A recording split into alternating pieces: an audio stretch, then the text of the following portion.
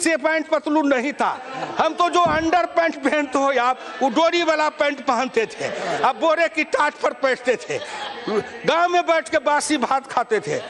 अगर चलना होता था तो 3 किलोमीटर साइकिल चढ़े मुझ पर, 6 किलोमीटर हम चढ़े साइकिल पर, कभी साइकिल मुझ पर, कभी मैं साइकिल पर।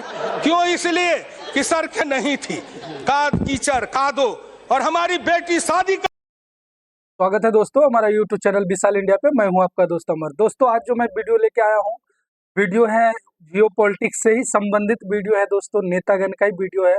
इससे पहले जो हम वीडियो जो डाले थे वो लालू प्रसाद यादव जी का फनी मोमेंट जो है वो वीडियो डाले थे, उनका जो भाषण था वो डाले थे। उस पर आपने हमें ढेर सारा प्यार दिया, ढेर सारा हमें आशीर्वाद प्राप्त हुआ।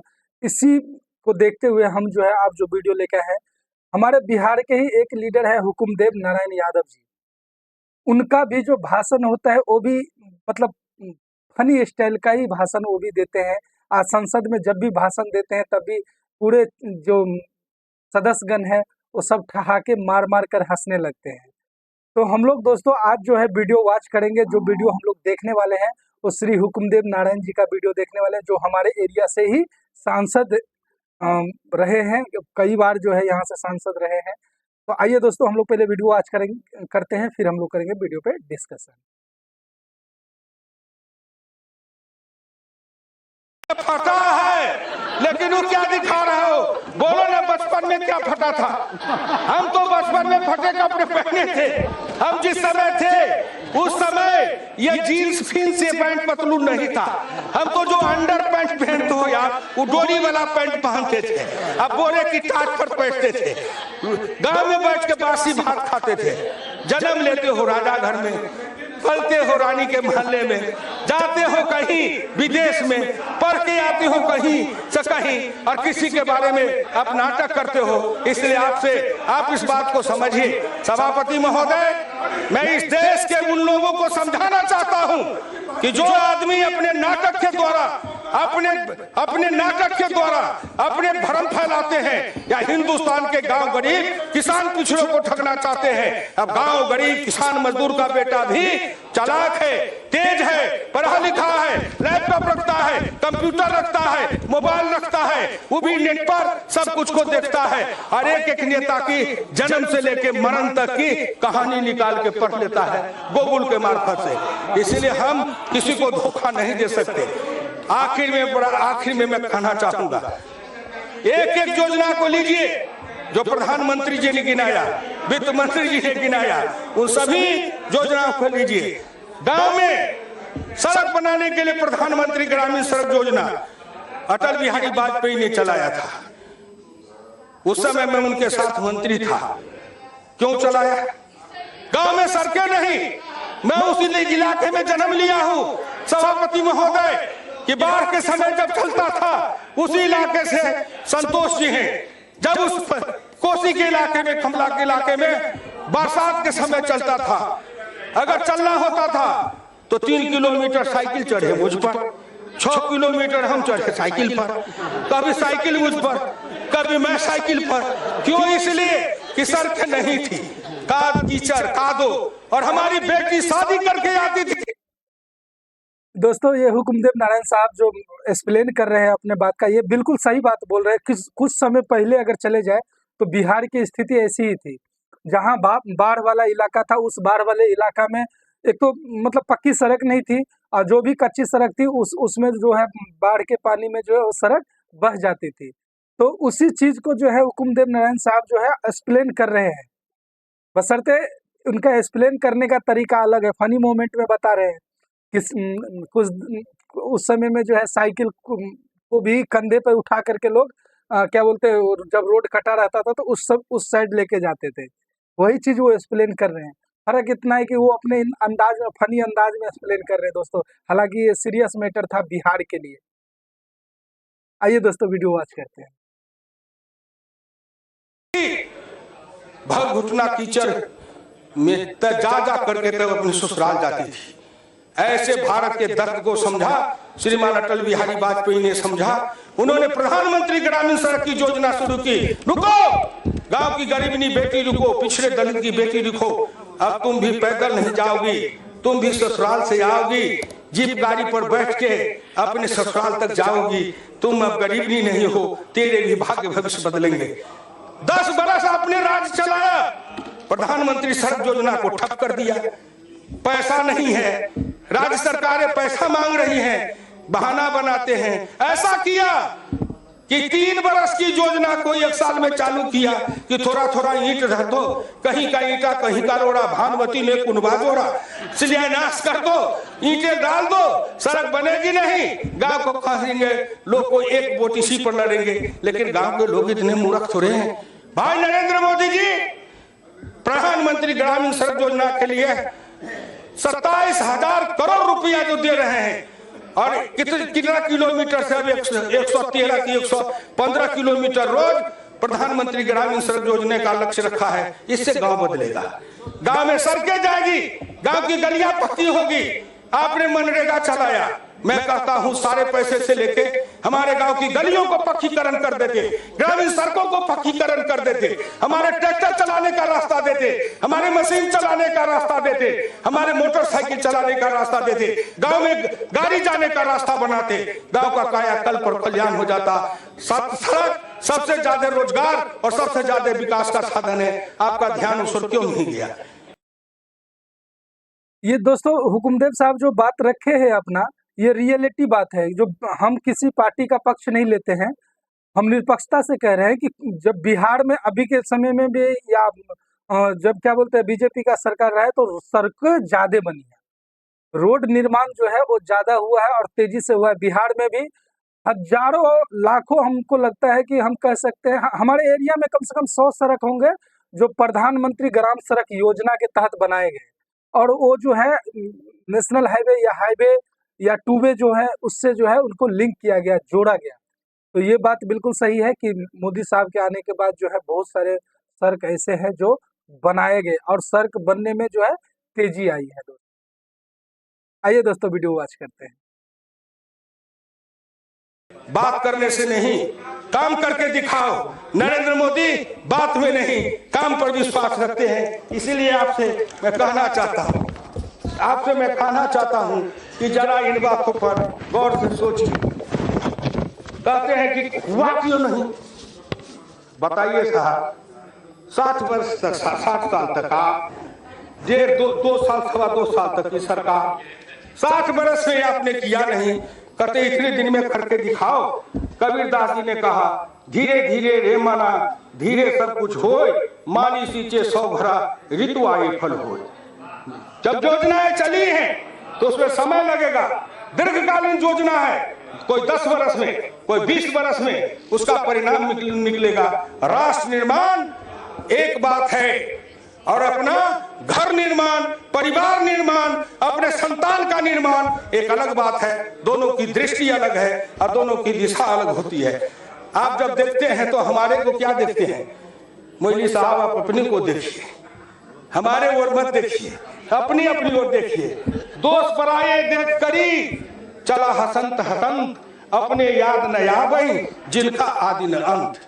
दूसरे का दोस्त देखते देखते हंसते हंसते मत चलिए, अपने की गठरी खोलिए, उसमें अपने को झांकिए। आखिर आपने क्या किया जो आप 400 से ऊपर सीट वाले या 44 पर आ गए? सोचिए आप, व्याख्या करिए आप। हम कहां 2 पर थे? माननीय अडवाणी जी हैं, हम कहां 2 पर थे और जाते जाते 280 पर पहुंच गए। आखिर हम में कुछ गुण होगा, काबिलियत होगी, लोगों ने विश्वास किया होगा। वोट लूट के नहीं आए, बंदूक के बल पर नहीं आए, लोगों का विश्वास जीत के आए हैं और आज भी भारत के लोगों का विश्वास है। फिर अंत में इतना ही कहूंगा, नोटबंदी की चर्चा बहुत की है, किसान की बात बहुत की है, कल भी भर दिन चर्चा की है, आज भी उतने बात। ये नोटबंदी है कि हरि कीर्तन है आपका? जो जब संकट आए तो भगवान का कीर्तन करो, ढोल बजाओ। दोस्तों इतना हम जबरदस्त मोमेंट है हुकुमदेव नारायण जी का, क्या कह सकते हैं दोस्तों। इस तरह से जो है स्मेल करता है कि पूरे सांसद को, विपक्षी पार्टी जो है वो भी हंस रहे हैं, हालांकि वो विपक्षी पार्टी के विरोध में बोल रहे हैं, उनको टोल कर रहे हैं, लेकिन हंसी उनका भी नहीं रुक रहा है। और हुकुमदेव नारायण जी के बारे में हम एक चीज अपना व्यक्तिगत रूप से जो है हम बताना चाहेंगे। जिस समय में हम लोग बच्चे थे, छोटे छोटे थे, उस समय हुकुमदेव नारायण जी का जो है का मतलब वो हमारे रूट से, हमारे घर के पास से ही जो रूट गुजरता है, वहाँ पे एक हनुमान मंदिर है, वहाँ से वो मतलब उनका आना जाना लगा रहता है। हमारा घर मधुबनी डिस्ट्रिक्ट बिहार में पड़ता है, वहाँ से उनका आना जाना है। तो वो उस समय जो है वो मंदिर पे होली का कीर्तन गाया जा रहा था, और हुकुमदेव साहब जो है अपने गाड़ी को साइड में लगाते हैं और वहाँ आके होली गाने लगते हैं।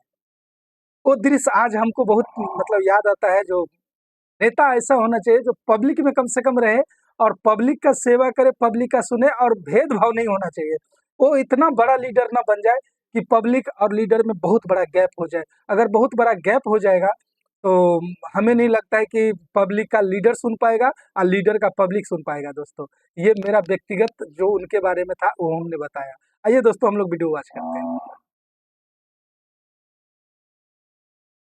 चले जब से सुन रहा हूं कितने दिन से, एक बार रामलीला के मैदान में वो अन्ना हजारे जी ने, अरे कोई नेता है दुनिया भर में ढोल पीटने वाला, उसका मैं नाम नहीं लूंगा, वो उसमें कीर्तन करता था और सवेरे से शाम तक ढपट ढपट ढपट ढपट ढोल बजावे, लोग तंग आ गए।